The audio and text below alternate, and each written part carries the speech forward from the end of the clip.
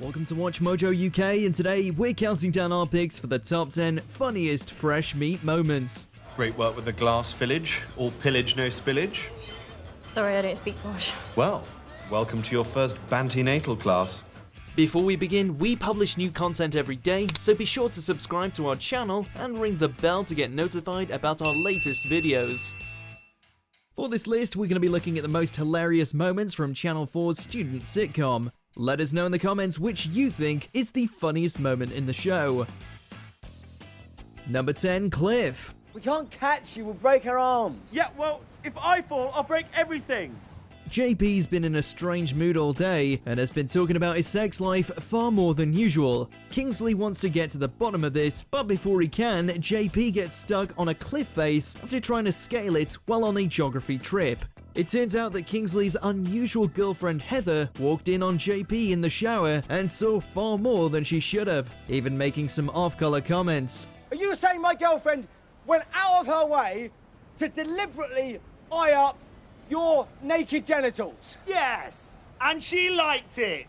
Then, just as Kingsley wants to bury the hatchet, JP takes it upon himself to first urinate on Kingsley from his perch, and then let go of the cliff and land on top of him, nearly breaking his leg.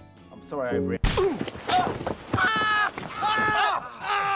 Number 9, Implodium implodes. Series 2 sees Kingsley come into his own as an extremely pretentious musician, and he spends many episodes working on his magnum opus, the overly long and not remotely catchy song, Implodium Implodes. This is the Implodium Implodes.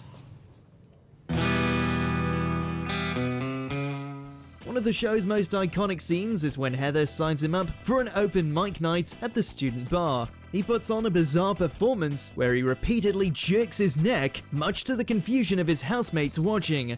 Making me feel older, destiny. Kingsley's neck becomes a running joke for the rest of the episode. Funnier yet is the fake music video Charlotte Ritchie and Joe Thomas made to be uploaded online by Channel 4, which manages to emulate the homemade student film vibe very well. Heavy loading, no fixed podium, between the lines. Number 8, Timothy buys from VOD. Why are you even bothered?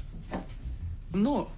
Strapped for cash and worried about him mounting debts, VOD decides to embark on a new career path. She's going to become a drug dealer with pharmaceuticals manufactured by none other than Sabine, who, though she hates most of them, is studying for a PhD in pharmacology. VOD's concerned about the pill's safety after she sells it to JP's older brother, Timothy. Truth is, I sold your saxophone a dodgy pill and I'm worried he's gonna die. What? It's probably fine. Timothy's also trying to cheat on his wife with Oregon, which leads to both JP and VOD spying on them. JP wants to protect Timothy's wife, while VOD doesn't want him to have a bad reaction to her untested product. If you have hurt this, you could knock a percentile off the GDP. She's called Booper. I might need to be copped to the south. Number 7, Giles. There are things that I must teach you if you are to succeed here in the land of the £2 pint. The cheat codes for north of Hendon. JP's old school friend Giles arrives in Manchester, and JP takes it upon himself to be Giles's guide to the strange customs of people living in the north of England. While touring a budget supermarket, JP goes through all the northern slang he has in his repertoire and, upon leaving, copies a Manc accent to try and get a random bloke to drive them back to the house so they don't have to call an actual cab. They're all cabbies in the north, Giles, for a price. Giles is only really in this episode, but he provided many more great moments, like arriving at the pub wearing a toga and chanting as JP tries to explain to the housemates that Giles isn't that posh. The thing about Giles is that he's not even that posh. Penis! Toga, toga, toga. Number 6, Buffet. Since we're here, we may as well eat all we can. No. First, we talk tactics. Josie's organising a blind date event for charity. While it turns out the person she gets matched with has unfortunately passed away, VOD ends up getting paired with none other than Howard. She and Howard arrive at a Chinese buffet and realise they're each other's dates. Remember, the aim here is not simply to have a satisfying meal out. The ultimate aim is to beat the buffet. He then takes her through his elaborate plan to steal as much food from the buffet as possible, even bringing with him a prepared bag to take food home with them. But Howard isn't as smooth as he's making out. A waiter has been watching him the whole time and forces him to give up his treasure as they leave the restaurant. Bring out the transporter.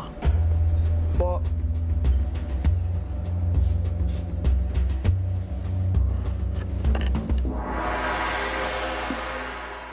Number 5. Oregon's Play. In Series 3, Oregon wants to start a new creative career and become a playwright. Past this wall, door. Past this door. Beyond this road. Street. But road is fine.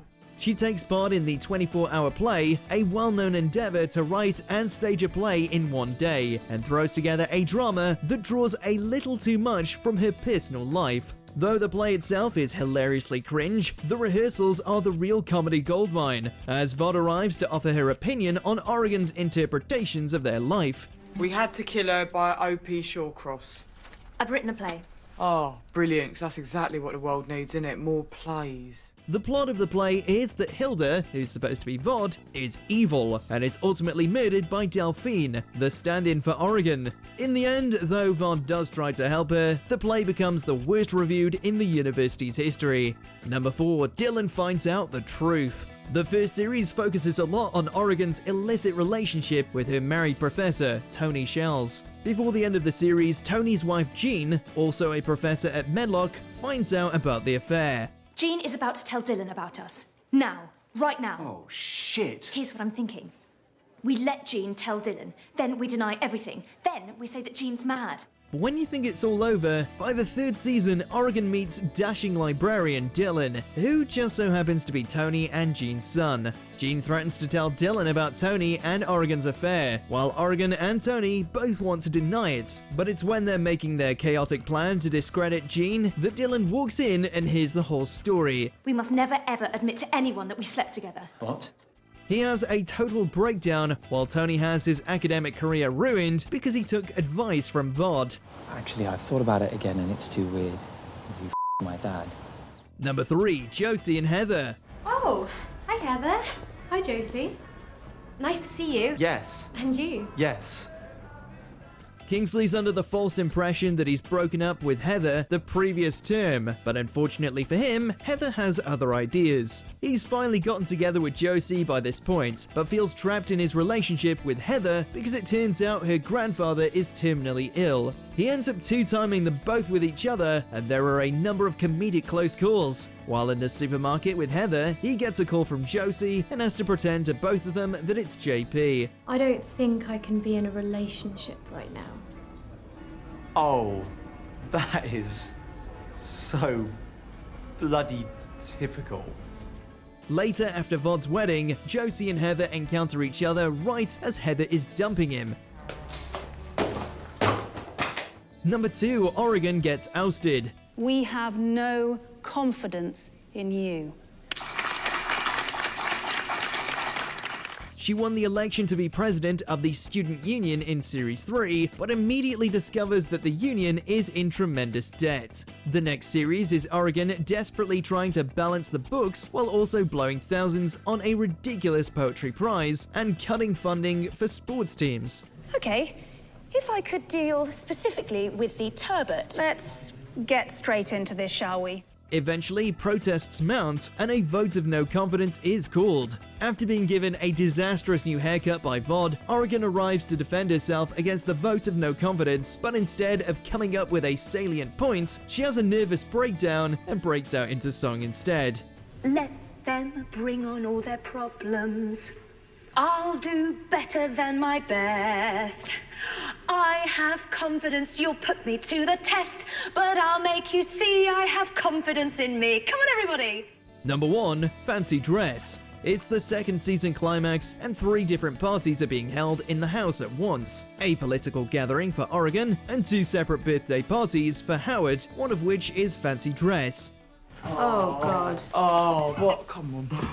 Because it's Howard's party, everyone has come as something beginning with H. JP, being relentlessly posh, takes it upon himself to dress up as Hitler, or alternatively as Prince Harry when he infamously wore a swastika at a party in 2005. Why would you want to dress up like a Nazi? It's funny. Hitler's funny, isn't he? Oregon arriving and being absolutely outraged at JP's costume makes the scene. His next look isn't any less iconic either. He enlists some well-placed fruit and dresses up as a Hooters waitress. Right, everybody out! Come on, all of you, out! Do you agree with our picks? Check out this other recent clip from WatchMojo UK and be sure to subscribe and ring the bell to be notified about our latest videos.